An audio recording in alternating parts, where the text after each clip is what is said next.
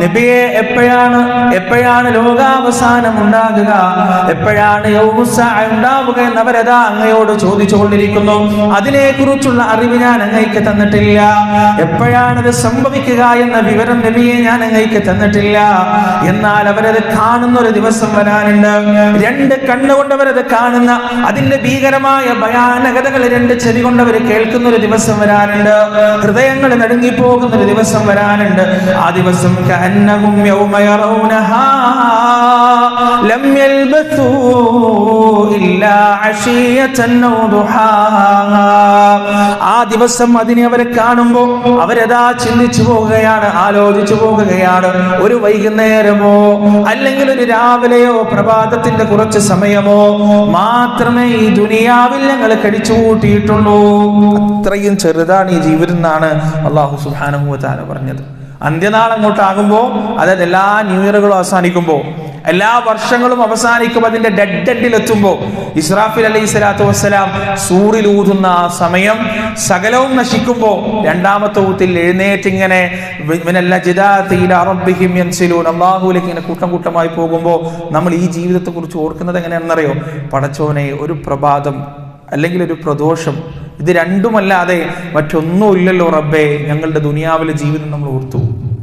അതുകൊണ്ട് എൻ്റെ പ്രിയപ്പെട്ടവരെ, കിട്ടുന്ന ഓരോ സെക്കൻഡും വിലപ്പെട്ടതാണ്, ഓരോ നിമിഷവും വിലപ്പെട്ടതാണ്. നമ്മൾ പണ്ടേ കേൾക്കാറില്ലേ, ഒരാളിങ്ങനെ പുഴക്കരയിൽ ഇരിക്കുമ്പോൾ വലിയൊരു ഒരു സഞ്ചി അയാൾക്ക് കിട്ടി.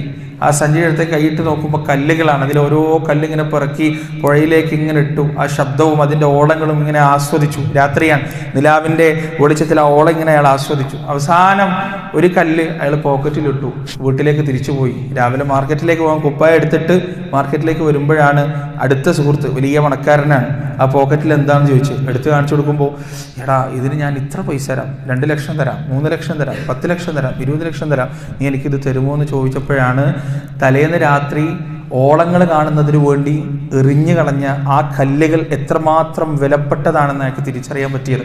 അതുപോലെ ഹശ്റിന്റെ മൈതാനിയിൽ കണക്ക് നോക്കുന്ന സമയമാണ് നമ്മളിങ്ങനെ ഓരോ ആഘോഷങ്ങളിലും റീൽസ് കണ്ടിട്ടും അതുപോലെ തന്നെ FB-യിലും മറ്റും ഗീബത്ത് പറഞ്ഞിട്ട് നമീമത്ത് പറഞ്ഞിട്ടൊക്കെ നമ്മൾ ചെലവഴിച്ച ആ സമയങ്ങളുടെ വില എത്രമാത്രം വലുതായിരുന്നു, അതെത്രമാത്രം വലിയ മാണിക്യ കല്ലുകളായിരുന്നു എന്ന് നമ്മൾ അവിടെ വെച്ചാണ് തിരിച്ചറിയുക. പ്രിയപ്പെട്ടവരെ, ഹശ്റിന്റെ മൈതാനിയിൽ അല്ലാഹു സുബ്ഹാനഹു വ തആല അവിടെ സമാധാനം നേടുന്നവരുടെ കൂട്ടത്തിൽ നമ്മേവരെയും ഉൾപ്പെടുത്തുമാറാകട്ടെ. കൃഷിയിടമാണ് ഈ ദുനിയാവ്. ഓരോ സെക്കൻഡും നമ്മിൽ നിന്ന് വിട പറഞ്ഞു പോകുന്ന ഓരോ നിമിഷവും ഒന്നിക്കിൽ നമുക്കെതിരെയുള്ള സാക്ഷികളാണ്, അല്ലെങ്കിൽ നമുക്ക് വേണ്ടിയുള്ള സാക്ഷികളാണ്. ഇതല്ലാതെ ഒരു സെക്കൻഡ് പോലും കടന്നു പോകുന്നില്ല. ശരിക്കും മനസ്സിലായിക്കോ, ഓരോ സെക്കൻഡ് ഉണ്ടല്ലോ, ഒന്നിക്കിൽ നമുക്ക് എതിരെയുള്ള സാക്ഷികളാണ്, അല്ലെങ്കിൽ നമുക്ക് അനുകൂലമായ സാക്ഷികളാണ്. എങ്ങനെയാണ് അതിന് അനുകൂലമാക്കാൻ പറ്റുക? എന്തൊക്കെ മാർഗങ്ങളുണ്ട്? എപ്പോഴും ദിക്റിലാവുക. എന്തൊക്കെ ജോലി ചെയ്യുമ്പോഴും മിക്കവാറും ആളുകളുടെ നാവ് ഫ്രീ ആയിരിക്കും. സുബ്ഹാനല്ലാഹിലേക്കോ, അൽഹംദുലില്ലാഹിലേക്കോ, അല്ലാഹു അക്ബർ ചൊല്ലിക്കോ. റസൂലുള്ളാഹി സ്വല്ലല്ലാഹു അലൈഹി വസല്ലം പറഞ്ഞില്ലേ, ഹബീബതാനി ഇലർ റഹ്മാൻ ഖഫീഫതാനി അലൽ ലിസാൻ തഖീലതാനി അലൽ മീസാൻ. അല്ലാഹുവിന് ഒരുപാട് ഇഷ്ടമുള്ള, മീസാനിൽ ഒരുപാട് കനമുള്ള, എന്നാൽ നാവിന് തീരെ കനമില്ലാത്ത ലളിതമായി ചൊല്ലാൻ പറ്റുന്ന ഒരു ദിക്റാണ് സുബ്ഹാനല്ലാഹി വബിഹംദിഹി സുബ്ഹാനല്ലാഹിൽ അസീം. എത്ര എളുപ്പമാണ്! മാത്രമല്ല, ലോകത്തെ ഏറ്റവും അഫ്ദലായ ദിക്റാണ് ലാ ഇലാഹ ഇല്ലല്ലാഹ്, ലാ ഇലാഹ ഇല്ലല്ലാഹ്. ചൊല്ലിക്കോ. എന്താണ് തടസ്സം പ്രിയപ്പെട്ടവരെ? പക്ഷെ ചൊല്ലാൻ കഴിയില്ല. ചൊല്ലാൻ കഴിയാതിരിക്കലാണ് നമ്മുടെ കൂടെ സദാ സഞ്ചരിച്ചുകൊണ്ടിരിക്കുന്ന പിശാചുക്കളുടെ പണി എന്ന് നമ്മൾ മനസ്സിലാക്കേണ്ടതുണ്ട്. പ്രിയപ്പെട്ടവരെ, ആ ഹശ്റിന്റെ മൈതാനിയെ കുറിച്ച് ഓർക്കുക. അവിടെ കിട്ടുന്ന സമാധാനമാണ് യഥാർത്ഥത്തിലുള്ള സമാധാനം എന്ന് നാം അറിയുക. അവിടെ 3 അവസരങ്ങൾ ഒരു മനുഷ്യന്റെ ജീവിതത്തിലേക്ക് വരാനുണ്ട്. 3 സംഗതികൾ വരാനുണ്ട്.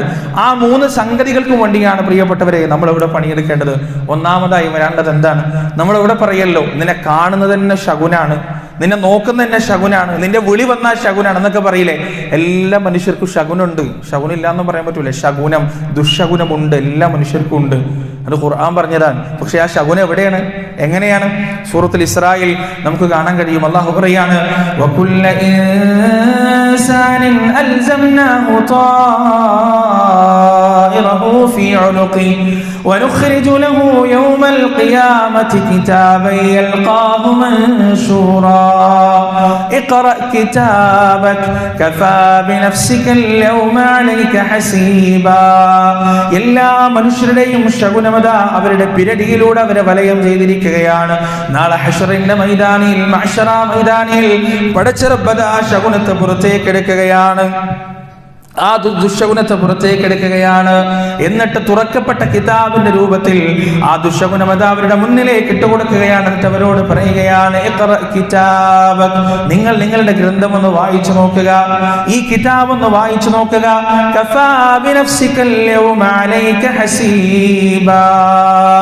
ഇന്നേ ദിവസം നിങ്ങളെ വിചാരണ ചെയ്യാൻ, നിങ്ങളുടെ കണക്ക് നോക്കാൻ ഒരു ന്യായാധിപന്റെ ആവശ്യമില്ല, നിങ്ങളെ വിസ്തരിക്കാൻ ഒരു വക്കീലിന്റെ ആവശ്യമില്ല, നിങ്ങൾക്കെതിരെ സാക്ഷ്യം പറയാൻ ഒരു കോടതിയുടെ ആവശ്യമില്ല.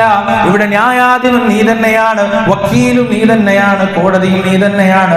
നിന്റെ കർമ്മങ്ങൾ വായിക്കുക, എന്നിട്ട് നിന്റെ വിധി നീ തന്നെ തീർപ്പാക്കുക. അള്ളാഹു ഓരോ മനുഷ്യനോടും പറയുകയാണ്.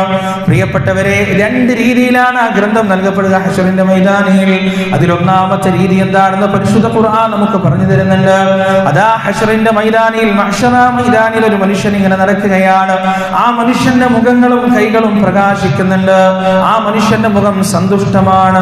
ആ സമയമതാ ആ മനുഷ്യന്റെ വലത് കൈയിലേക്ക് അള്ളാഹുവിന്റെ മലക്കുകൾ ആ ഗ്രന്ഥം ഇങ്ങ് കൊണ്ടുകൊടുക്കുമെന്നാണ്. മുൻവശത്തുകൂടെ സലാം പറഞ്ഞ് പ്രസന്നവതരായി ആ മലക്കുകൾ അതാ മനുഷ്യന്റെ കയ്യിലേക്ക് ഗ്രന്ഥം കൊടുക്കുമെന്നാണ്.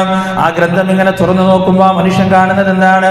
അയാളുടെ പാപങ്ങൾ അതിലുണ്ട്, അയാളുടെ തെറ്റുകൾ അതിലുണ്ട്, അയാളുടെ അബദ്ധങ്ങൾ അതിലുണ്ട്, കുറ്റങ്ങളെല്ലാം അതിലുണ്ട്. എന്നാൽ ആ അബദ്ധങ്ങൾക്ക് ശേഷം, ആ കുറ്റങ്ങൾക്ക് ശേഷം, ആ പാപങ്ങൾക്ക് ശേഷം ആത്മാർത്ഥമായി അള്ളാഹുവിനോട് തൗബ ചെയ്തതും അതിലുണ്ട്.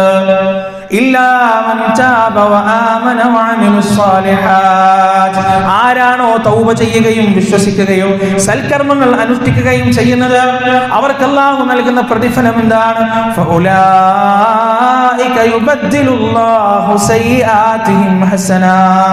അവരുടെ പാപങ്ങൾ അതാ അവരുടെ കിതാബുകളിൽ അല്ലാഹു നന്മയാക്കി മാറ്റുകയാണ്, സുഹൃതമാക്കി മാറ്റുകയാണ്. ഈ രീതിയിൽ ഗ്രന്ഥം നൽകപ്പെട്ട മനുഷ്യർ നാളെ പരലോകത്ത് പറയുന്ന വർത്തമാനം എന്താണ്? فأما من أوتي كتابه بيمينه فيقول هاؤم اقرءوا كتابي. എന്റെ ഗ്രന്ഥം ഒന്ന് നിങ്ങൾ വായിച്ചു നോക്കണേ. ഇന്നി ظننت أني ملاق حسابي. എന്റെ ജീവിതത്തെ സമയങ്ങൾ കടന്നു പോകുമ്പോൾ ഇങ്ങനെ ഒരു ഗ്രന്ഥം നൽകപ്പെടുമെന്ന ബോധം എനിക്കുണ്ടായിരുന്നു, ഇങ്ങനെ ഒരു ദിവസം വരുമെന്ന ബോധം എനിക്കുണ്ടായിരുന്നു. فهو في عيشة راضية في جنة عالية. സംതൃപ്തമായ ജീവിതത്തിലേക്ക്, ഉന്നതമായ സ്വർഗ്ഗത്തിലേക്ക്, അവന്റെ കുടുംബത്തിലേക്ക് അവൻ മടക്കപ്പെടുന്നതാണ്. എന്നാൽ എന്റെ പ്രിയപ്പെട്ടവരെ, രണ്ടാമത് ഗ്രന്ഥം നൽകപ്പെടുന്നത് എങ്ങനെയാണ്? ആ ഗ്രന്ഥം നൽകപ്പെടുന്നത് പിറകിലൂടെയാണ്, ഇടത് കൈയിലേക്കാണ്. ആ ഗ്രന്ഥം ലഭിക്കുമ്പോൾ മനുഷ്യരതാ പറയുകയാണ്, فترى المجرمين مشفقين مما فيه ويقولون يا ويلتنا ما لهذا الكتاب لا يغادر صغيرة ولا كبيرة إلا أحصاها. ഈ ഗ്രന്ഥം ഇങ്ങനെ തുറന്നു നോക്കിയിട്ട് അതിലെ അധ്യായങ്ങളും വരികളും വായിച്ചിട്ട് ആ മനുഷ്യരത അവരുടെ മുഖങ്ങൾ വാടിപ്പോകുകയാണ്, കരിവാളിക്കുകയാണ്. അവർ പറയുകയാണ്, ഈ ഗ്രന്ഥത്തിന് എന്താണ്, ഈ ഗ്രന്ഥത്തിന് എന്താണ്? എന്തൊരു നശിച്ച ഗ്രന്ഥമാണിത്. എന്റെ ജീവിതത്തിൽ ഒരു രഹസ്യവും ഇത് വിട്ടുകളഞ്ഞിട്ടില്ലല്ലോ, എന്റെ ജീവിതത്തിൽ ഒരു പാപവും ഇത് വിട്ടുകളഞ്ഞിട്ടില്ലല്ലോ. ചെയ്തു പോയ കർമ്മങ്ങൾ ഇങ്ങനെ മുന്നിൽ ഇങ്ങനെ വന്നു നിൽക്കുമെന്നാണ്. ഒരാളും തന്നെ അക്രമം ചെയ്യപ്പെടുകയില്ല. ഈ ഗ്രന്ഥം ഇങ്ങനെ കയ്യിലേക്ക് നൽകപ്പെടുമ്പോ ആ ഗ്രന്ഥത്തിൽ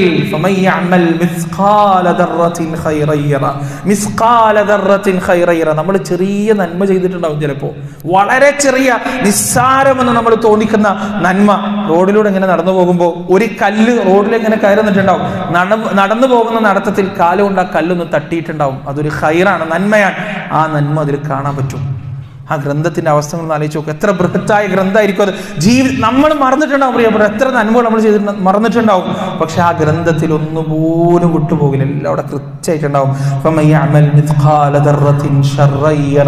തിന്മയാകട്ടെ, നമ്മുടെ ഒരു വാക്ക്, നമ്മുടെ ഒരു വർത്തമാനം, നമ്മുടെ ഒരു നോട്ടം, നമ്മുടെ ഒരു ചിന്ത എല്ലാം വളരെ കൃത്യമായി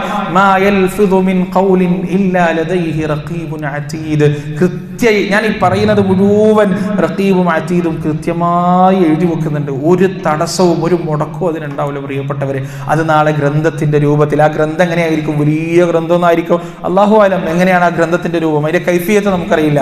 പക്ഷേ അതിങ്ങോട്ട് കൈ കിട്ടിക്കഴിഞ്ഞ് അത് കയ്യിൽ തന്നിട്ട് അതിങ്ങനെ വായിച്ചു കഴിഞ്ഞിട്ട് പടച്ചവൻ ചോദിക്കും, സ്വർഗത്തിൽ പോകണോ നരകത്തിൽ പോകണോ? നമ്മൾ തന്നെ മറുപടി പറയും, ഇതിപ്പോ ഞാൻ എങ്ങനെ സ്വർഗത്തിൽ പോകാനാണ്, ഞാൻ എങ്ങനെ സ്വർഗത്തിൽ പോകാനാണ്, ഞാൻ നരകത്തിൽ പോവാം എന്ന് നമ്മൾ മറുപടി പറയും. കാരണം നമ്മുടെ എല്ലാ ജീവിതത്തിലെ മുക്കുമൂലയും അതിൽ രേഖപ്പെടുത്തിയിട്ടുണ്ടാവും. പ്രിയപ്പെട്ടവരെ, അങ്ങനെ ഒരു ഗ്രന്ഥം നമുക്ക് കിട്ടാനുണ്ട്. അതിൽ എഴുതി ചേർക്കാനുള്ള അധ്യായങ്ങൾ ഈ ജീവിതത്തിൽ ഉണ്ടാക്കേണ്ടതാണ്, ഈ ജീവിതത്തിൽ ഉണ്ടാക്കേണ്ടതാണ്. അതുകൊണ്ട് വളരെ പ്രധാനപ്പെട്ട ഒരു കാര്യം ശ്രദ്ധിക്കുക. പുതിയ വർഷം വരുമ്പോൾ വെറുതെ അവിടെ ഇവിടെയും വിളിച്ചിട്ട് ആശംസകൾ, ഈ ശംസകൾ വേണ്ട. അതൊരു മുസ്ലിമിന് ഈ തോന്നിയ മാസങ്ങൾക്ക് എന്തിനാ ആശംസകൾ പറയുന്ന പ്രിയപ്പെട്ടവരെ? വൃത്തികേടുകൾക്ക് എന്തിനാണ് നമ്മൾ ആശംസകൾ പറയുന്നത്? നമ്മൾ ആദർശത്തിൽ പെട്ടതല്ലല്ലോ അത്. മാത്രമല്ല, എനിക്ക് കാണാം ന്യൂ ഇയർ ആയിക്കഴിഞ്ഞാൽ ഇത്ര കള്ളു കുടിച്ചു. നമ്മൾ എന്തിനാ ആശംസ? ഈ കള്ളു കുടിക്കണതിനാണോ നമ്മൾ ആശംസ പറയുന്നത്? അല്ല, എൻ്റെ ജീവിതത്തിൽ ഒരു വർഷം നഷ്ടപ്പെട്ടു പോയതിനാണോ നമ്മൾ ആശംസ പറയുന്നത്? വേണ്ട. ആ ദിവസം വേണമെങ്കിൽ നിങ്ങൾ റബ്ബേ ഒരു വർഷം കൂടി കടന്നു പോയല്ലോ എൻ്റെ ജീവിതത്തിൽ, ഒരു കൊല്ലം കൂടി 360 ചില്ലാനം ദിവസങ്ങൾ എൻ്റെ ജീവിതത്തിൽ കടന്നു പോയല്ലോ. എന്നിട്ട് ഹാസിബു ഖബ്ല അൻ തുഹാസബു, സ്വന്തത്തിന് ഹിസാബ് ചെയ്തോ, വിചാരണ ചെയ്തോ. അതാണ് ഏറ്റവും നല്ല പ്രവർത്തനം.